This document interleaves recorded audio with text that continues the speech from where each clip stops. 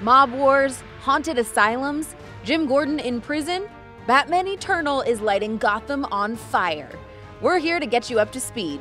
Let's go cover to cover. With the return of ruthless crime lord Carmine Falcone, Gotham has been plunged into a gang war which has decimated the city and pushed Batman to his limits. Even the GCPD aren't out of Falcone's control, with a new crooked commissioner on the take. But newly appointed Lieutenant Jason Bard steps up with a plan of his own to end the war once and for all, enlisting the help of Harvey Bullock, Maggie Sawyer, Vicky Vale, and even Batman himself. Bard cunningly tricks Commissioner Forbes into arresting Falcone's War Council and reveals Forbes' mob connections to the press. With Forbes out of the way, all that's left is to bring down Falcone himself. Meanwhile, the Penguin has seen better days as he's forced to hide out in a motel after losing his casino and empire. After receiving an anonymous tip of Falcone's whereabouts, Cobblepot single-handedly kills all of Carmine's bodyguards. But before he can get his final revenge, the police arrive, sending Penguin and Falcone off to Blackgate in handcuffs. With the gang war seemingly over, Bard hopes to form a new partnership with Batman, but Bruce is hesitant. He knows it was Bard who tipped off Penguin, resulting in a dozen mobsters losing their lives. They may have been dirty, but did they deserve to die? Bard says he's not afraid to cross a line to protect his city. Maybe he's not as similar to Gordon as Batman thought. Back at Blackgate, Gordon is secretly taken to see someone he thought long dead, his son, James Gordon Jr. James Jr. offers his father the chance to escape Blackgate, even if it means turning his back on everything Gordon believes in.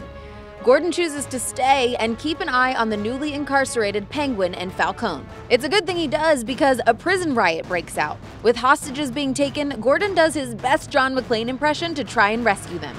Gordon is soon overwhelmed and would have been killed if not for his cellmate Leo, aka Rex Calabrese. Leo is the former crime lord of Gotham, once known as the Lion. With Calabrese's help, Gordon saves the hostages and restores order to the prison. But is the Lion to be trusted? With only days until Gordon's court date, Batgirl works tirelessly to clear her father's name. Batgirl's investigation leads her and Red Hood to Brazil in search of a man with hypnotic powers, Dr. Falsario. Dr. Falsario was hired to affect Gordon's mind, making him see a gun that wasn't there, leading to the shooting at the train station that caused the deaths of 162 people. Batgirl and Red Hood run into Batwoman, who is also hunting Falsario. Before they can take him in, the doctor is killed by an unknown assassin. But thanks to Batwoman, Barbara and Jason find evidence that will prove Gordon's innocence. Over at Arkham Asylum, things aren't looking as good. Batwing and Corrigan arrive to find Arkham overrun by a mystical infection that has turned all the prisoners loose. This is the work of the spirit of Deacon Blackfire, a man who once convinced his followers he had divine powers by drugging and torturing them. When Batman exposed Blackfire for a fraud, his worshippers turned on him. Now, with the aid of the Joker's daughter, the evil Deacon has been resurrected in a new vessel, sending his new bat-like followers out into the city to cleanse it. And Batwing and Corrigan may not be enough to stop them. Meanwhile, Batman and Bard put aside their differences to investigate the disappearance of two members of the Gotham Underground. Killer Croc attacks them but quickly realizes they're on the same side. Croc is also searching for the lost Gotham Underground members as well as a little girl under his protection. The search leads them deep below Gotham, where they find one of Deacon Blackfire's minions, the Ten-Eyed Man. The Ten-Eyed Man attempts to sacrifice Jade, Killer Croc's friend, to open a supernatural portal. Batman, Bard, and Croc work together to defeat the Ten-Eyed Man, saving a little girl's life. Over at Gotham General, Harper watches over her brother, Cullen, who is still unconscious after being infected by nanobots.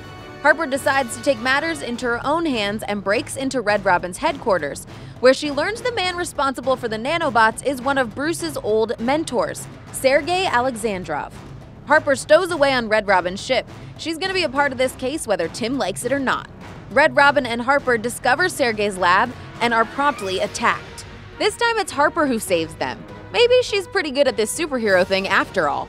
Sergei tells them the nanobots are his, but they're older models stolen from him a year ago.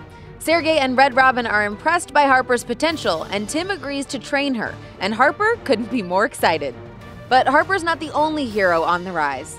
Still hiding out from her supervillain father, Cluemaster, Stephanie Brown's plan of stopping him through the power of the press is backfiring. No one on the internet believes her. When Stephanie's friend is killed by her villainous father, she knows she has to put down the keyboard and take matters into her own hands. The fate of Gotham may depend on it.